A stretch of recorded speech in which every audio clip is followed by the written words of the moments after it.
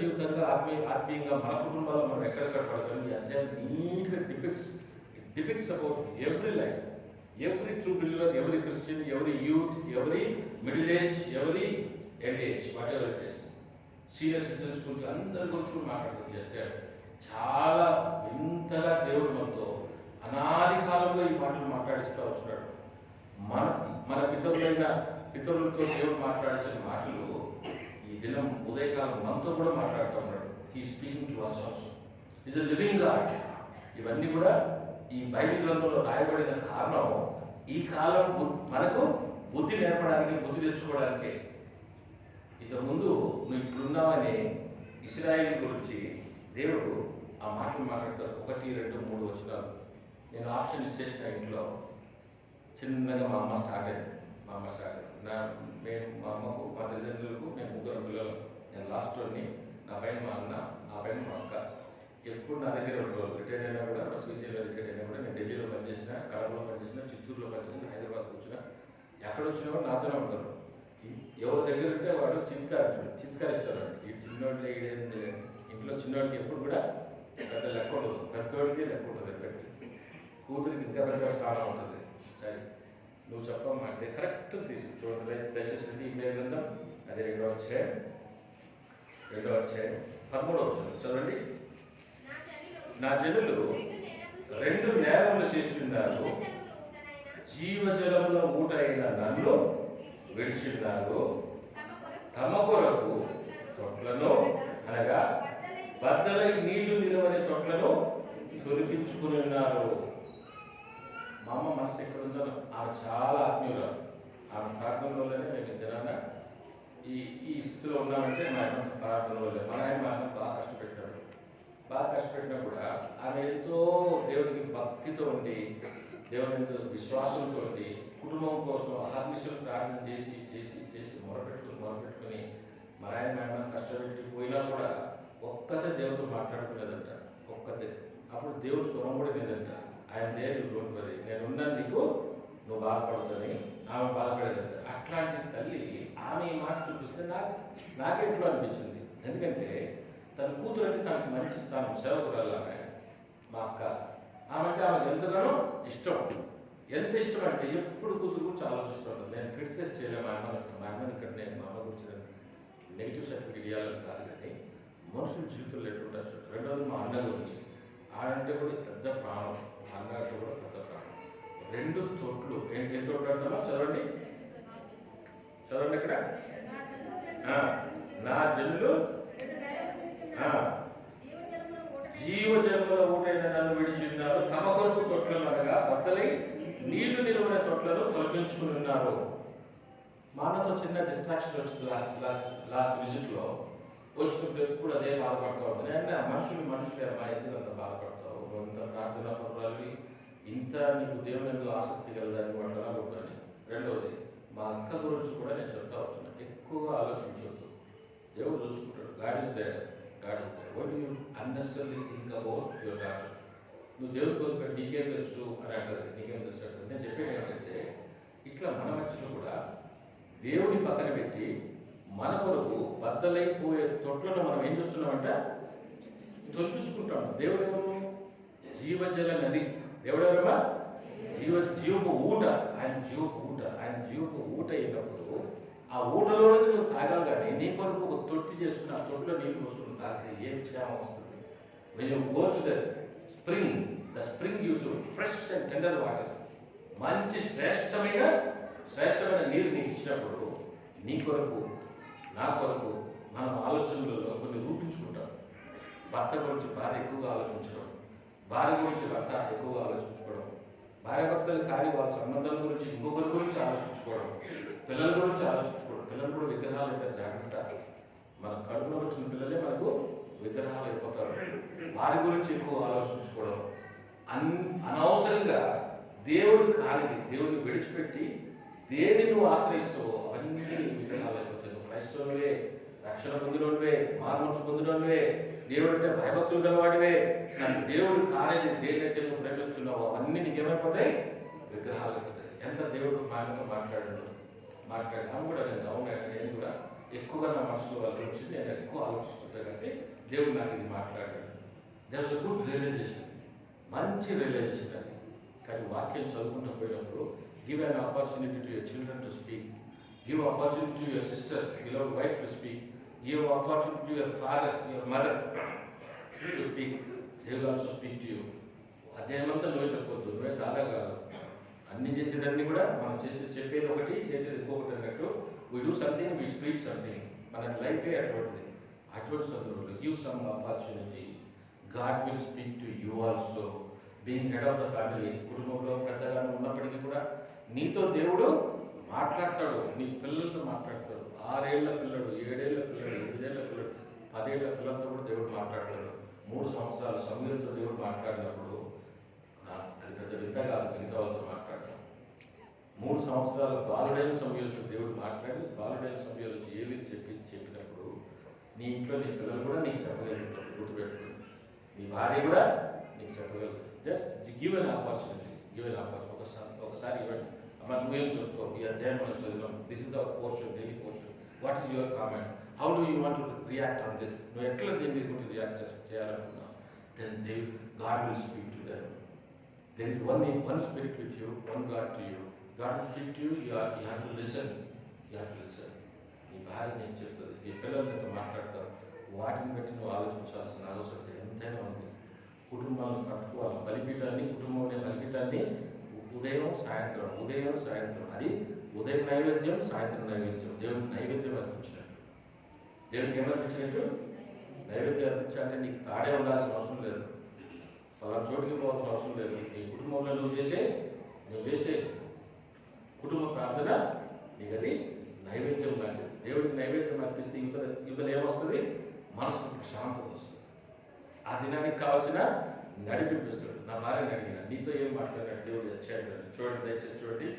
13వ వచనం, 17వ వచనం చదవండి ఎవరైనా.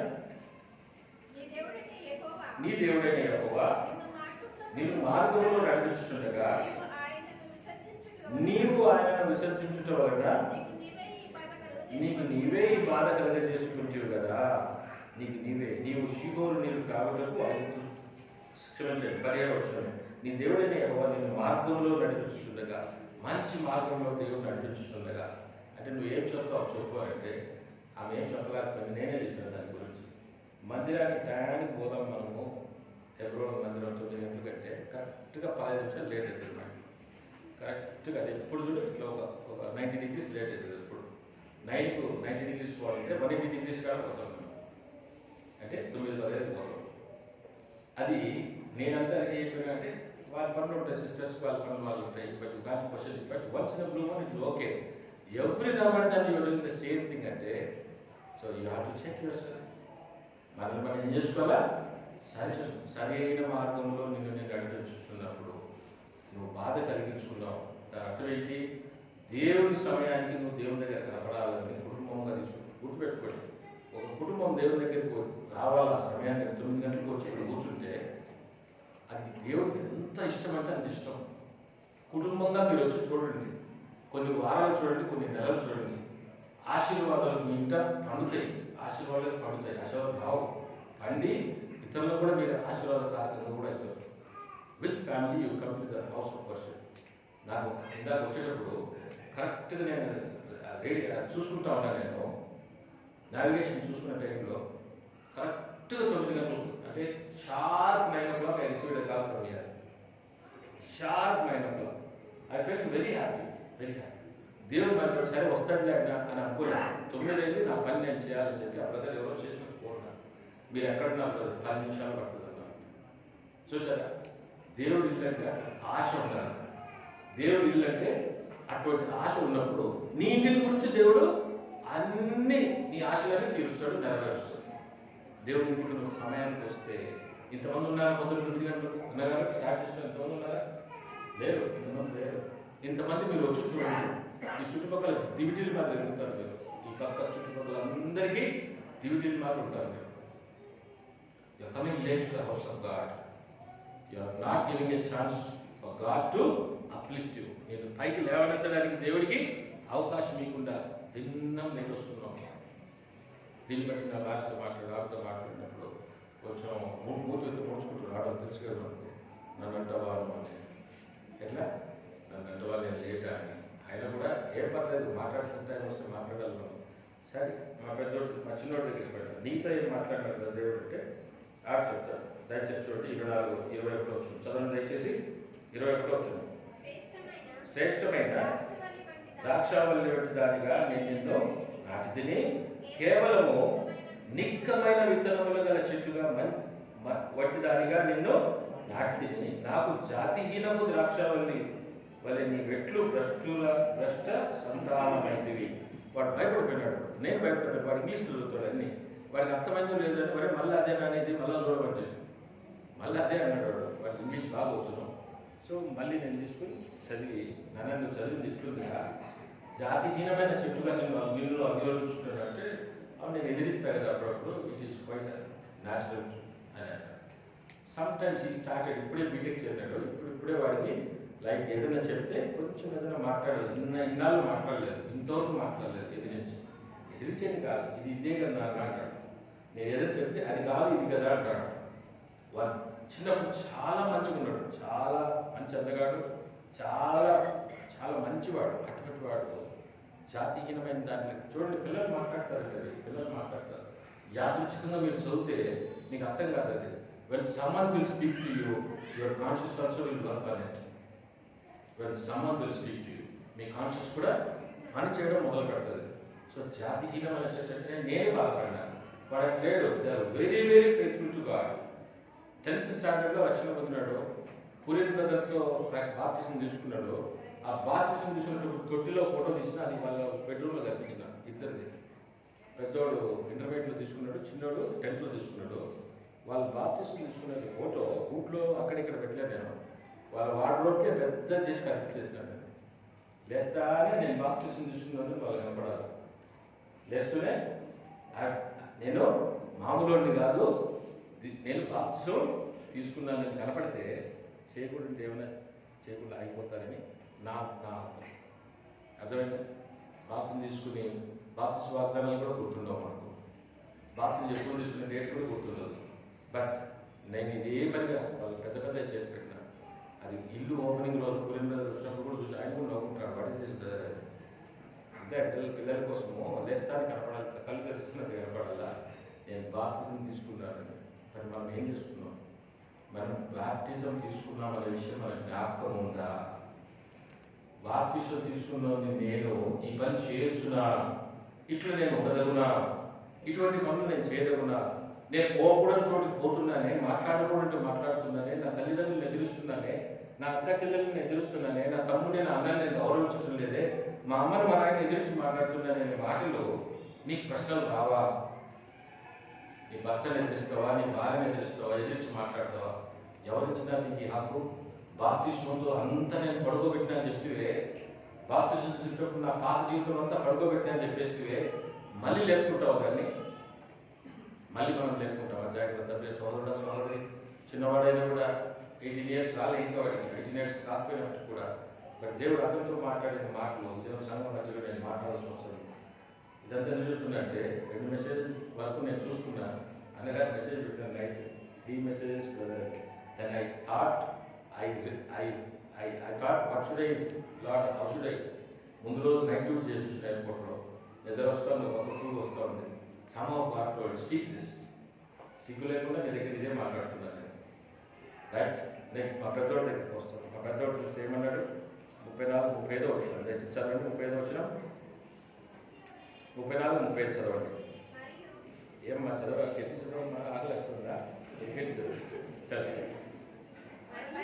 మరియు నిర్దోషులైన దీనుల ప్రాణరక్తము నీ పట్ట చెంపు మీద, మీరు చదివితే నాకు బాగుంటుంది చదవండి. పట్ట చెంపు మీద కనబడుచున్నది, కన్నములలోనే కాదు కానీ నీ బట్టలన్నిటి మీదను కనబడుచున్నది. అయినను నీవు నేను నిర్దోషిని, నిశ్చయముగా ఆయన కోపం నా మీద తొలగిపోయినని చెప్పుకొచ్చున్నావు. ఇదిగో పాపం చేయలేదని నీవు చెప్పి దాన్ని బట్టి నీతో నాకు వ్యాజ్యం కలిగింది. వాడు చెప్పి 35 నేను బయట చదివినాను. 35 నేను పాపం చేయలేదు అంటే వాడు చాలా సాధు జంతువు, పెద్దోడు, గొర్రె లాంటి మనిషి. ఇంటికి తన ఇప్పుడు మీ దగ్గర ఎక్కడో I not posting my family. వాడు ఇంటి ఇల్లు పనులంతా చేస్తాడు. He has given me a freedom from when he was in from 12th age. 12 సంవత్సరాల వయసు వచ్చి ఇంటి బాధ్యతలన్నీ వాడు చూసుకుంటున్నాడు. ఏం కావాలన్నా, ఏం పెట్టాలని, ఎక్కడ పోవాలన్నా, ఏం చేయాలన్నీ వాడు చూస్తున్నాడు. I have become a lazy man. నేను లేజీ అయిపోయినా ఇప్పుడు. మరి అటువంటి వాడు పొరపాటును కూడా తండ్రి తిడుతున్నాడు అన్నాడు, పొరపాటును తల్లితో ఎక్కువ మాట్లాడినాడు. మా అమ్మ మా నాయన చాలా బాగా చూస్తున్నాడు ఆ పిల్లడు. మరి వాడు నాలో ఏం పాపం లేదు కానీ అనుకుంటే అది కూడా పాపమే అంట. చూసారా ఆ మాట చూడండి ఎట్లుంది. 35వ వచనం, అయినను నీవు నేను నిర్దోషిని, నిశ్చయముగా ఆయన కోపం నా మీద నుండి తొలగిపోయినని చెప్పుకొచ్చున్నావు. ఇదిగో పాపము చేయలేదని నీవు చెప్పిన దాన్ని బట్టి నీతో నాకు వ్యాజ్యము కలిగినది. పాపము చేయలేదని మనం చెప్పిన దాన్ని బట్టి దేవుడికి మనకి ఏమొస్తుందంట? వ్యాజ్యం. అన్నింటా మనం చెడిపోయాం. పైకి కనపడకపోవచ్చు, వాడి హృదయం పెట్టిందో నాకు తెలియదు. పైకి కనపడకపోవచ్చు, వాడి మౌనంగానే ఉంటాడు. ఎంతో ఉపకారి.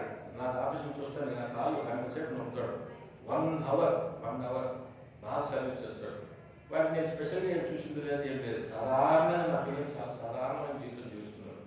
అయినప్పటికీ కూడా ఆడితో దేవుడికి మాటలు మాట్లాడుతుంది. నాకే ఎట్లా అనిపించింది, మనం పాపం చేసి కూడా పాపం చేయలేదని అంటా ఉన్నాము.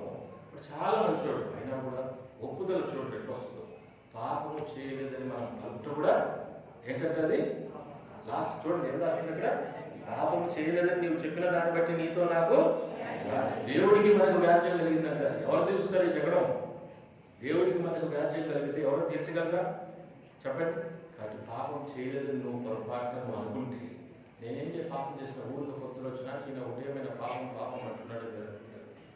మనం పాపం చేయలేదని చెప్పినా కూడా దేవుడికి మనకి మధ్యలో వ్యాజ్యం పుట్టించుకున్నట్టు గుర్తుపెట్టుకోండి. జాగ్రత్త. మన హృదయాన్ని మనము సరి చేసుకోవాలి. ఈ మందిరంలో కూర్చునే చెడు ఆలోచిస్తాం.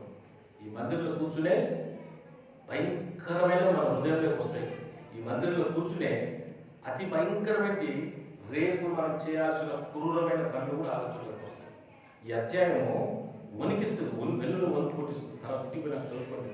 బయట చెప్పుకోలేదు కొన్ని మాటలు ఉన్నాయి ఇందులో. పైకి మనం మాట్లాడుకోలేదు, పైకి డిస్కస్ చేసుకోలేదు కొన్ని మాటలు కూడా ఇందులో ఉన్నాయి. ఇది very very terrific chapter. Read once, read twice, read thrice. 1, 2, 3 సార్లు చదవండి. మీ జీవితాల గురించి అది ప్రశ్నించినప్పుడు అది చూపిస్తుంది. ఇది షో యూ యువర్ లైఫ్. అర్థంలాగా చూపిస్తుంది. అది అర్థంలాగా. అప్పుడు మనం అనుకోవచ్చు, అందరికీ నేను నీతిమంతులాగా అనుకుంటున్నాను, మరి నా జీవితం ఎంతో ఘోరంగా ఉండాలి. ఎందుకంటే నీలో ఉండేదే అక్కడ ఉంది, మనలో ఉండేది. I didn't want to make it a big mess. పెద్దది చెప్పి మీకు అంత వింత చేయకూడదు అనుకున్నాను. లాస్ట్కి నా వర్షం కూడా వచ్చింది కదా, నలుగురు అయిపోయినారు కదా, నాకు కూడా వచ్చింది. మరి నేను కూడా చూసుకున్నాను. చూడండి దయచేసి 19వ వచనం చదవండి, అందరు చదవండి దయచేసి. 19వ వచనం, నీ దేవుడైన యెహోవాను విసర్జించుటయు, నీకు నా ఎడల భయభక్తులు లేకుండాటయు, బాధకులు శ్రమకులు కారణమవుతుంది. నీవు తెలుసుకున్నట్లు నీ చెడుతనము నిన్ను శిక్షించు. నీవు చేసిన ద్రోహము నేను గర్వించునని ప్రభువును సైన్యముల అధిపతికి యెహోవా సెలవిస్తున్నాడు. How are you eligible to stand here అనొచ్చు. నేను ఈ మాట చెప్పినా అంటే, in what capacity you are eligible to stand here and give the word of God. ఎవరిచ్చారు నీకు అర్హత ఇక్కడ నిలబడి చెప్పడానికంటే, నాకు తెలుసు మన హృదయాల్లో ఎక్కడ తప్పిపోయినామో మనకు తెలుసు. మళ్ళీ అయిపోయిన తర్వాత మళ్ళీ బాధుడైంది అనుకోవద్దు. ఏం రాస్తుంది అక్కడ, నీ దేవుడైన యెహోవాను విసర్జించుట, నీకు నా ఎడల భయభక్తులు లేకుండుట. దేవుని విసర్జించుట, భయభక్తులు లేకుండుట నీ బాధకు కారణం. గుర్తుపెట్టుకోండి. ఏవైనా బాధలు కలిగినా, ఏవైనా హింసలు కలిగినా, నీ దేవుని పక్షంగా నీకుండే రిలేషన్స్ను ప్రశ్నించుకోవాల్సి వస్తుంది. సాధారణంగా సహజంగా మానవులు కలిగే బాధలు తప్ప స్పెషల్ బాధలు దేవుడు ఎవరికి పెట్టాడు. బైబిల్ గ్రంథాలు చెప్తా ఉన్నాం.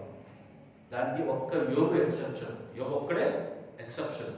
మిగతా ఎవరికి కూడా సాధారణంగా మనుషులకు కలిగే బాధలు తప్ప ఇంకా ఏం లేవు. యోగ గ్రంథం 5వ అధ్యాయం 6, 7 వచనాల్లో నిపురవులు పైకి ఎగిరినట్టు మనుషులు శ్రమానుభవానికే కూర్చున్నారంట. దేని కూర్చున్నామంట? శ్రమను అనుభవించడానికే కూర్చున్నామంట. బాధ భూమిలో నుండి మొలవదు, బాధ భూమిలో నుండి మొలవదు. ఏం రాసింది? 5వ అధ్యాయం 6వ వచనం చదవండి. యోగ 5:6. శ్రమ భూమిలో నుండి పుట్టదు, బాధ భూమిలో నుండి మొలవదు, నిప్పు రవ్వలు పైకెగురున్నట్లు అమ్మా సరిగ్గా నిప్పు రవ్వలు పైకెగురున్నట్లు నరులు శ్రమానుభవానికే కూర్చున్నారు. శ్రమలు అనుభవించడానికే కూర్చున్నామంట. బట్ అందులో కూడా సహించగలిగే శ్రమలు మాత్రమే మనకు. Apart from that, when you get typical type of things, you have to examine your self. సాధారణ మనుషులు కలిగే బాధలు కాకుండా భయంకరమైన బాధలు నీకు వస్తే ఖచ్చితంగా నిన్ను ప్రశ్నించుకోవాలి. దేవుని దగ్గరికి వచ్చి you have to examine thoroughly. ఎట్లా ఎగ్జామిన్ థరోలీ? నాకు ఈ కోవిడ్ వచ్చిన తర్వాత 2019 వరకు నేను వేరే కమిషనరేట్లో ఉన్నా. 2019 వరకు నేను ఆదివారం మందిరానికి సక్రమంగా వస్తూ ఉన్నా. ఆ తర్వాత మిగతా సంఘం మిగతా కూడికలన్నిటికీ నేను ఎప్పుడో పోతా ఉన్నాను. 2019 తర్వాత నేను వేరే కమిషనరేట్కి వెళ్ళిపోయినా. కస్టమర్స్ కమిషనరేట్ వెళ్ళిపోయినందుకు నాకు రోజు రాత్రి 10 అయ్యేది. డైలీ నైట్ 10 అయ్యేది. పొద్దున 8 ఇంట్లో పోతే రాత్రి 10. ఏ మీటింగ్ చూడాలి నేను? ఏ హెబ్రోన్ మీటింగ్ నేను అటెండ్ కావాలి? ఎట్లా కావాలి? హెబ్రోన్కు దగ్గర ఇల్లు కావాలని దేవుడు అడిగితే అతి దగ్గరలో మా కడప జిల్లా, కర్నూలు జిల్లా, అనంతపూర్ జిల్లాలో ఎవరు లేనంత ప్రాధాన్యంగా దేవుడు దగ్గరగా ఇల్లు ఇచ్చినాడు. దేవుడు దండం పెట్టుకుంటుంది, అన్నీ చేస్తుంది. మరి వార కూడికలకు, నియామక కూడికలకు పోకుండా దూరం అయిపోయింది. ఇది నా బాధలకు, నా ఇతరమైన కారణాలకు నేనే కారణమైపోతుంది. దేవుని మందిరానికి అశ్రద్ధ చేయడం, దేవుని మందిరాన్ని అశ్రద్ధ చేయడం. దాని తర్వాత మళ్ళీ లాస్ట్ ఇయర్ 2020 సెప్టెంబర్లో ఎయిర్పోర్ట్లో వేసిన డ్యూటీ, అక్కడికి పోతా ఉన్నాం. ఇంకా ఆదివారం కూడా లేదు అందులో. ఎంత బాధాకరం కదా. When there is duty you have to go. ఆన్లైన్లో పెట్టుకుని చూడడమే. ఆన్లైన్ కరోనా వచ్చినప్పుడు ఆన్లైన్లో పెట్టుకొని చూడలే, మనస్సాక్షి చెప్తుంది. అట్లే చూడాలంటుంది. ఎంత చూసినారు, ఎంత వాతావరణం మనస్సాక్షి చూడలేదు. కరోనా వచ్చినప్పుడు నువ్వు మొబైల్ పెట్టుకొని చూసినావు కదా, ఇంట్లో పెట్టుకున్నారు కదా, అట్లా చూడండి. నేను అట్లే నా డ్యూటీ చేసుకుంటాను. I have to re-examine my self. నన్ను నేను దేవుడి దగ్గర మరి పునః ప్రతిష్ఠించుకోవాల్సిన అవసరం చాలా ఎక్కువ. నా బాధలకు కారణం ఏంటంటే నా యాత్ర జీవితమే. ఏంటిది? 2వ వచనం చూడండి. నీ దేవుడిని యెహోవాను విసర్జించుట. మందిరానికి రాకపోతే దాని అర్థం ఏంటంటే దేవుని విసర్జించినట్టు. రెండవది, నీవు నా ఎడల భయభక్తులు లేకుండుట. దేవుడి ఎడల భయభక్తులు లేకుండుట దేనికంటే కారణము బాధకు, చదువునమ్మా, బాధకు శ్రమకును కారణములని నీవు తెలుసుకుని గ్రహించినట్లు నీ చెడుతనం నిన్ను శిక్షించును, నీవు చేసిన ద్రోహం నిన్ను గతించునని ప్రభువును సైన్యంలో కొంతమందికి యెహోవా సెలవిస్తున్నాడు. మరి దేవుడు నాతో మాట్లాడిన మాట నా అటెన్షన్ అక్కడికి పోయింది. I have to rectify lot. ఇక్కడ మీ ముందు నిలబడి ఈ మాట్లాడడానికి ఏమాత్రం అర్హత లేనప్పటికీ కూడా దేవుడు తన కృప, తన బాహుళ్యాన్ని బట్టి నా అంతరాత్మ పరిశోధనలో రాత్రి సాక్ష్యం నేను మొదలుపెట్టుకున్నా. నా మనసు ఎక్కడ లేదు. అప్పటికి 10 గంటలకు కూడా దేవుడి దగ్గర ఫోన్ చేసి, నేనేమన్నా ఎగ్జామ్షన్ కావాలా ఇస్తాను అన్నాడు. ఈ టైంలో ఎవరు చెప్పినా నన్ను తీసుకుంటారు బ్రదర్, వద్దులే, నేనే I repent my self and let go. Not so easy dealing with God. It is not so easy. నువ్వు కాలేజీ పోయించినట్టు కాదు, నువ్వు కంప్యూటర్ క్లాస్ పోయించినట్టు కాదు, నీ ఫ్రెండ్స్తో కూర్చున్నట్టు కాదు. You are dealing with great God who is a living legend. He is from eternity to eternity. అనంతకాలం నుంచి అనంతకాలం వరకు ఉన్నాడు ఆయన. Real God, is a real God. అటువంటి సర్వశక్తివంతుడైన దేవుని బిడ్డగా మనం గుర్తుపెట్టుకోండి. 4 తరాల వెనకాల మనకు ఎవరో మనకు తెలియదు. నా పేరు పీటర్, మా నాయన పేరు గ్యాబ్రియల్, మా నాయన పేరు సైలస్, మా నాయన పేరు నాకు తెలియదు. మీ 4 ఫాదర్స్ గురించి మీరు చెప్పుకోండి. Take a list. 4 ఫాదర్స్ గురించి మీరు చెప్పుకోండి. బహుశా తెలిస్తే గొప్ప సంగతి. చాలా మంచోళ్ళు మీరు. ఫిఫ్త్ జనరేషన్ చెప్పండి నాకు. 6th చెప్పండి. ఎక్కడోళ్ళు, నువ్వు ఎక్కడోళ్ళు, మేము ఎక్కడోళ్ళు, మనం ఎక్కడోళ్ళు. దేవుడి ప్రేమ, God's love has baited us. You don't know, you don't have sanctity even for a genealogy, but Christ has very sanctity. మత్తయి రాసిన చోట మొదటి అధ్యాయంలో అంతా కూడా యేసుప్రభు ఎక్కడి దాకా వచ్చినాడు, వంశావళంతా రాసి పెట్టాడు. ఎక్కడెక్కడ కనెక్షన్ అంతా దేవుడు రాసి పెట్టాడు. ఎంత మహాజ్ఞాని దేవుడు, ఎంత మహాజ్ఞాని. నీ పుట్టు పూర్వకాలు నీకు తెలియని పరిస్థితుల్లో నిన్ను ఆదరించి, నిన్ను ప్రేమించి, నీ ఎడల తన దయం చూపించి, ఈ హెచ్ఎంటీ కాలనీ చుట్టుపక్కల నిన్ను నీ ఎడల తన ప్రేమను చాటించుకుని నేను ఎన్నుకుని ఇక్కడ తీసుకొచ్చి కూర్చోబెడితే మానసికంగా భౌతికంగా దేవునికి విసిగించిన వాడు ఉన్నట్లయితే ఏమి ఎదుగుదల వస్తుంది మన జీవితంలో చెప్పండి. గడసస్ట్ నువ్వు ఆయన దొరికినావంటే ఆనందించడం దొరికినట్టు దేవుడు సంతోషపడ్డాడు. నువ్వు దేవుడికి దొరికిన తర్వాత నువ్వు ఇచ్చే రిజల్ట్ ఏంటి? What is the result your giving? Is your life okay with God? Is your family okay with you? Is your children okay with you? Is your wife okay with you? Is your husband okay with you? మీరంతా ఒకరితో ఒకరు సక్రమంగా దేవుడు ఏర్పాటు చేసి చిన్న విధానంలో ఉన్నారా? దేవుడు ఏర్పాటు చేసిన విధి విధానాలు నన్ను నేను ప్రశ్నించుకోవాల్సి వస్తాను. ఎక్కడెక్కడ నేను పడిపోయినా, ఎక్కడెక్కడ తప్పుపోయినా. ఉదయం వచ్చేటప్పుడు కూడా కొంచెం plan but still God gave me freedom. లేకపోతే God will not give freedom. He'll just bind you. He'll bind your neck. He'll bind your heart. దాని తర్వాత కూడా మాట్లాడితే వాత వేసిన మనస్సాక్షి, వాత వేయబడిన మనస్సాక్షి. అటువంటి స్థితిలో మనకు పోకుండా ఆత్మదేవులు మనం మాట్లాడుతూ ఉన్నప్పుడు మనల్ని మనం పరీక్షించుకుందాం. ఈ మాట లాస్ట్ చదువుకుని ముగించుకున్నాం. దయచేసి చూడండి, ఈ చదవడానికి కూడా బాగలేదు, మీరే ఇంట్లో చదువుకోండి అధ్యాయం. దాని తర్వాత ఇశ్రాయేలీలు ఎట్లా ఉన్నారు, వారి ప్రవర్తన అడవిలోని జంతువుల ప్రవర్తనతో పోల్చినాడు దేవుడు. అడవిలోని జంతువుల ప్రవర్తనతో నా ప్రవర్తన దేవుడికి విరోధంగా ఉన్నట్లయితే అడవిలోని జంతువుల ప్రవర్తనతో సమానంగా ఉన్నట్టుంది. సిగ్గుకు అవమానానికి పాత్రమై ఉండాల్సిన మనేడలా దేవుడు తన నమ్మకత్వాన్ని చాటుకుంటూ వస్తూ ఉంటాడు. కాబట్టి మనేడలా దేవుడు చూపించిన గొప్పదైన రక్షణ. దాని తర్వాత ఆయన మనల్ని కొనసాగించడం. కరోనా వచ్చి అనేకులు పోయింది, నువ్వు నేను పోలేదే. నాకు కూడా వచ్చింది కరోనా, మా ఇంట్లో ముగ్గురికి వచ్చింది. మా ఇంట్లో ముగ్గురు మంచాల మీద పడిపోయినాం. నేను, మా బెస్ట్, మా పెద్దోడు. మా అమ్మకి రాలేదు, మా చిన్నోడికి రాలేదు. వాళ్ళు మాకు సర్వీస్ చేస్తున్నారు. ఫుడ్ ఎవరు చేయాలి, ఎట్లా చేయాలి నాకు ఫిబ్రవరి నుంచి వచ్చింది. ఫిబ్రవరి నుంచి 18-19 రోజులు నుండి ఈ 3 పూట్ల 3 డబ్బాలు వచ్చినాయి. మాకి 3 పూట్ల 3 డబ్బాలు. అవి ఇచ్చే మనీ తీసుకోరు కాబట్టి డిస్పోజబుల్ పంపించేవాళ్ళు. అంటరాని వాళ్ళు పెట్టినాం కరోనా వచ్చి. అర్థమైందా? రోజు 3 ఇంటూ 3 అంటే 9 డబ్బాలు మా ఇంటికి వచ్చేవి. పొద్దున టిఫిన్, మధ్యాహ్నం భోజనం, రాత్రి భోజనం. దేవుడి ప్రజలు చేసి పంపించుకోవడం, ఇంట్లో చేసి ప్రత్యేకంగా శ్రద్ధ తీసుకోండి. నేను చెప్పేది ఏంటంటే, మనం దేవుడిని మర్చిపోయినా దేవుడు మనం మర్చిపోయాం. కరోనా వచ్చినా నేను ఎక్కడికి తీసుకోదు, అది గుర్తుపెట్టుకోండి. ఒక చిన్న కరోనాకి నువ్వు భయపడి వ్యాక్సినేషన్ వచ్చిందని అది కూడా అతిపతి లేదు, దానికి గతి లేదు, మనకు అది పనిచేస్తలేదు తెలియదు. నేను న్యూస్ చూస్తే ఫీజర్ కంపెనీ వాడితే ఫేక్ అయిపోయిందంట. వాడింది 24 ఎవరో చనిపోయారు. న్యూస్ బయటకు రానియటం లేదు. బాధాకరం. ఏది సాటిస్ఫాక్షన్ లేని టైంలో జీవగల దేవుడు నీకు నాకు సాటిస్ఫాక్షన్ వస్తుంది. Hug to the Lord, touch Lord feet. దేవుడు పాదాలు చెప్పగలరు. దేవుడితో మాట్లాడండి. God will give every sort of comfort in your heart. నీ హృదయానికి కావాల్సిన ప్రతి విధమైన సంతృప్తిని దేవుడు ఇస్తాడు. ఉన్నా లేకపోయినా, మన పరిస్థితులు బాగున్నా బాగలేకపోయినా, ఏది అనానుకూల పరిస్థితులన్నీ మన జీవితంలో ప్రవేశించినా కూడా దేవుడు మనతో చక్కగా మాట్లాడతాడు.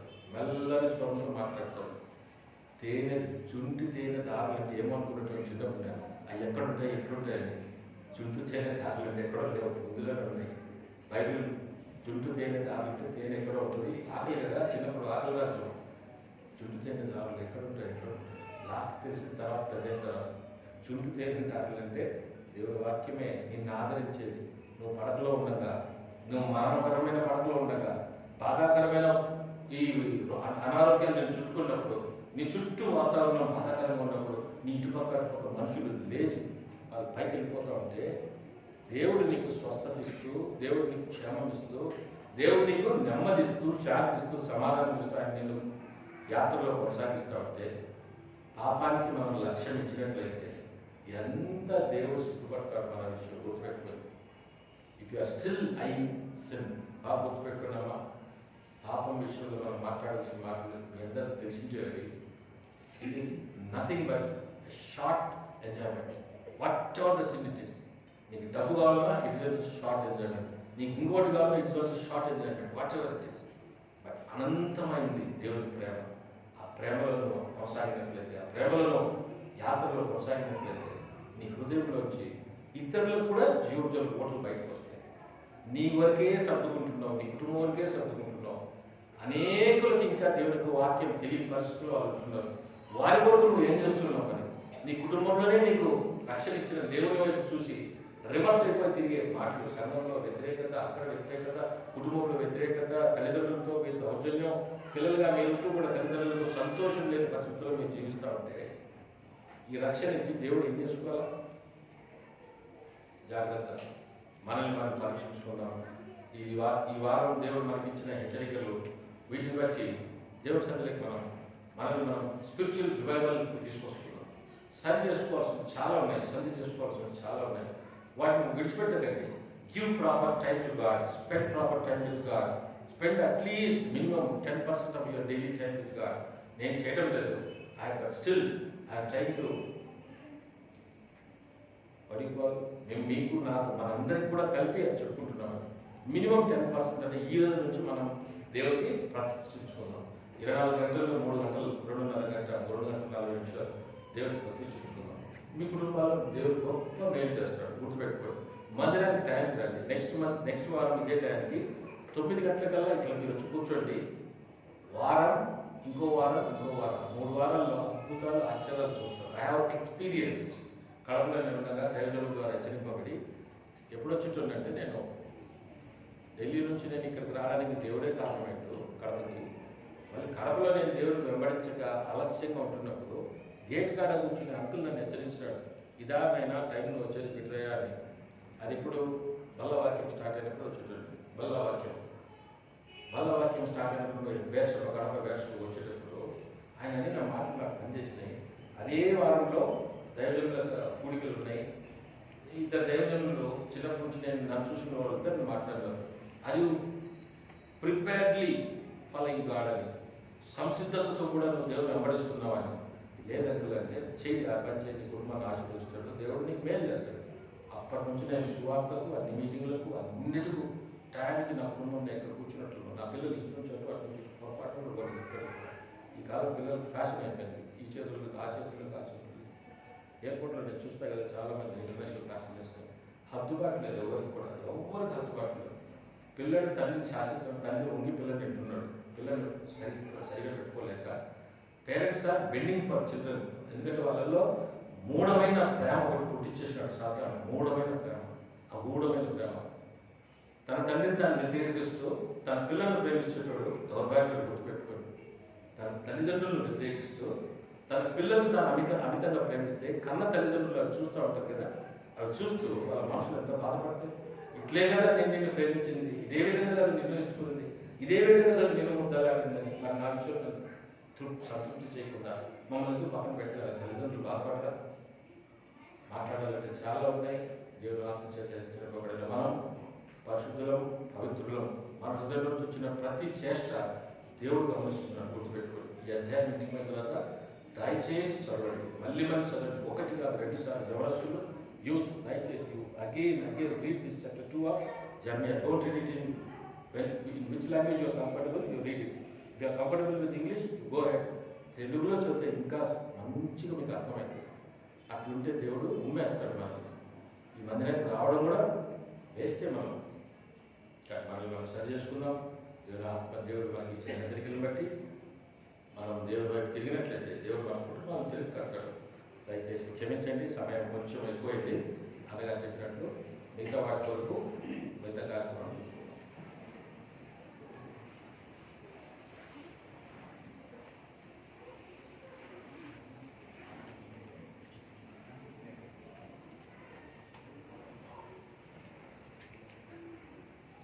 ప్రార్థన చేసుకుందామండి.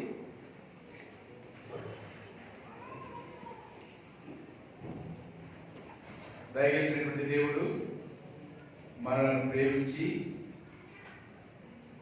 మన యొక్క బలహీనతలు, మన యొక్క పొరపాట్లు, మన యొక్క తప్పిదాలు, మనమందరం కూడా తప్పిపోయిన వారు, మనమందరం కూడా మన గమనానికి తీసుకురాబడిన లేఖన భాగాలన్నింటిని బట్టి పరీక్షించుకోవాల్సినటువంటి వారు. సహోదరులు చెప్పినట్లుగా ఇంటికి వెళ్ళిన తర్వాత ఆ భాగానంతటిని చదివి మనం సరి చేసుకుంటూ ఒక నూతనమైనటువంటి విధానంలో మన జీవితాలను కొనసాగించవలసినటువంటి వారుగా ఉంటున్నాం. అదే సమయంలో సమయానికి మందిరానికి వచ్చే విషయంలో మనం ఎంతో ఖచ్చితంగా హెచ్చరిక చేయబడ్డాం. దాన్ని అనుసరిస్తూ ముందుకు సాగుదాం. ప్రార్థన చేసుకుందాం. ప్రేమ నమ్మకం కలిగిన మా ప్రియ పరలోక పొందిన మా తండ్రి, మీ దైత్యంతో వందనాలు స్తోత్రాలు స్తుతులు చెల్లించుకుంటూ ఈ ఉదయకాల సమయంలో ప్రభా మా గమనానికి తీసుకురాబడిన లేఖన భాగాలన్నింటిని బట్టి మీకు వందనాలు స్తోత్రాలు. మీ మేలని స్వరాన్ని మాకు వినిపించినందుకు మీకు వందనాలు స్తోత్రాలు. విన్న మేము విడిచిపెట్టేవారు కాకుండా దాన్ని అనుసరించి జీవించేవారుగా ఉండి ప్రభా మీరు ఆకలికి ఆయత్తపడడానికి సహాయం చేయమని, మీరే కృపాకరికరాలు చూపించి కాల్చి కాపాడి భద్రపరచమని కోరుకుంటూ యేసుక్రీస్తు ప్రభువుని పెట్టి ప్రార్థించి పెట్టుకుంటున్నాం తండ్రి. ఆమేన్. దయచేసి కూర్చోనండి. ప్రకటనలు మీ గమనానికి తీసుకొస్తున్నాం.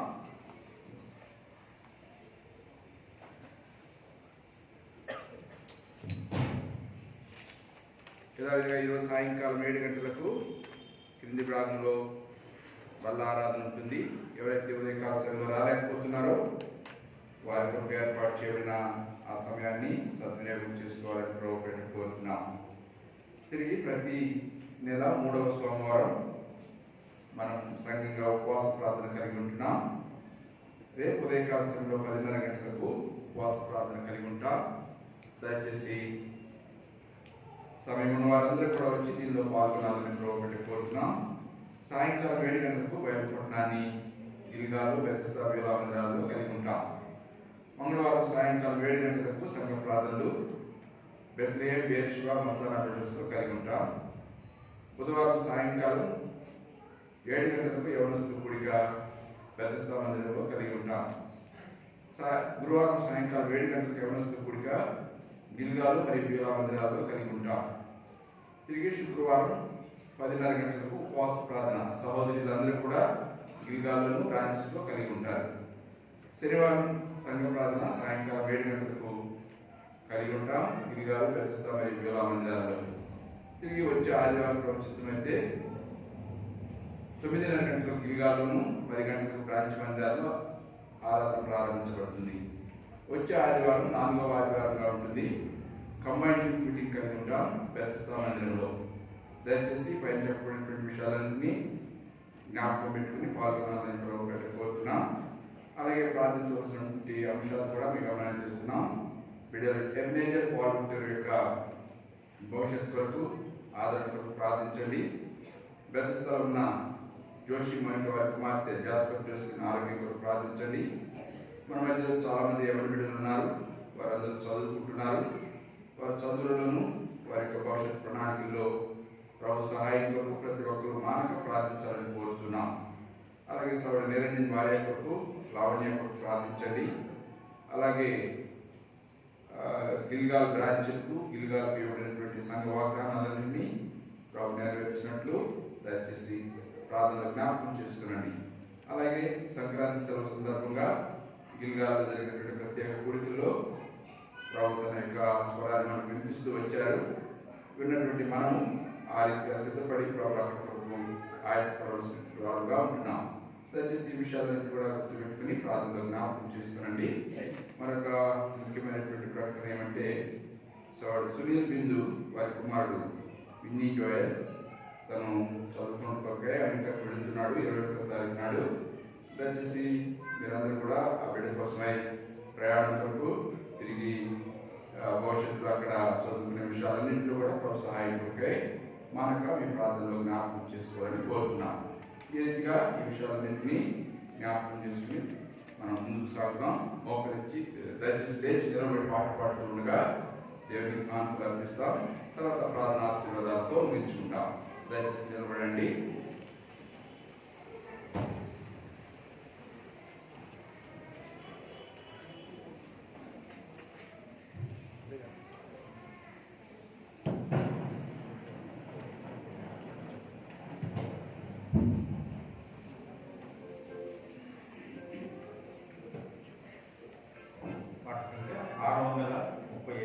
ఆనందించడము ప్రభు యేసులో అందరూ సహోదరుడు సునీల్ మరియు సహోదరుడు బిందు కుమారుడు విద్యల కోసం వెళ్తుండగా వారి సంతోషంలో పాల్గొనడానికి స్వీట్ ప్యాకెట్ ఇచ్చారు. రేపు నేను వాళ్ళని తీసుకోవాల్సిందిగా కోరుతున్నాను.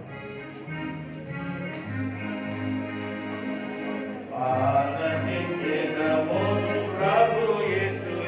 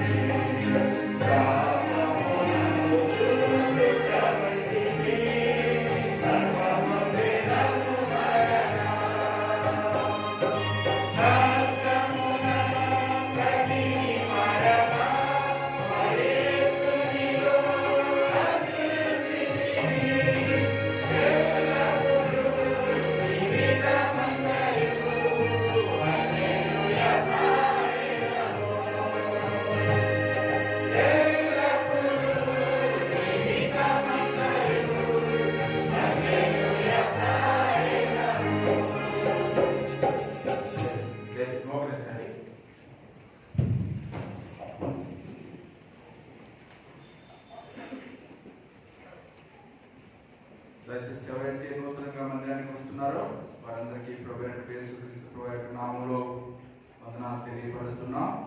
ఇంకా ఎవరైనా మీకు తెలిసినటువంటి వారు మందిరానికి వెళ్ళకుండా ఉన్నవారు ఉంటే వారిని ఆహ్వానించండి, వారిని పిలవండి. మందిరంలో ఉన్నటువంటి ఆత్మీయమైనటువంటి సమృద్ధిని ఇతరులకు కూడా పంచిపెట్టడానికి, మనం పొందడానికి, మనం కూడా సహాయపడే వారు ఉండటానికి ఆయత్తపడదాం. ప్రార్థన ఆశీర్వాదాలు కలిగించుకుందాం. ప్రేమ నమ్మకం కలిగిన మా ప్రియ పరలోక ముందున్న మా తండ్రి, మీ దయకెంతో ఉన్న స్తోత్రాలు చెల్లించుకుంటూ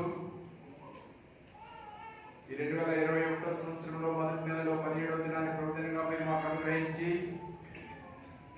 ప్రభుత్వంలో తండ్రి రక్తం చేత విమోచించబడిన ప్రజలుగా, సంఘంగా, సమాజంగా చేరి మిమ్మల్ని స్తుతించడానికి, మిమ్మల్ని ఆరాధించడానికి, మా యొక్క ఆత్మీయ జీవితంలో మమ్మల్ని మేము పరీక్ష చేసుకుని ప్రభా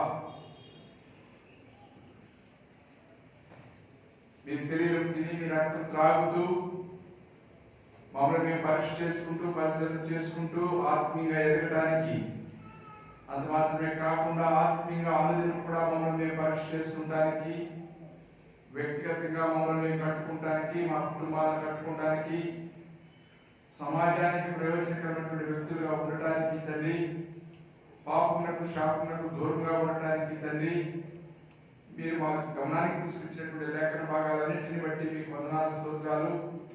విన్నటువంటి మేము అలక్ష్యంగా నిర్లక్ష్యంగా ఉండకుండా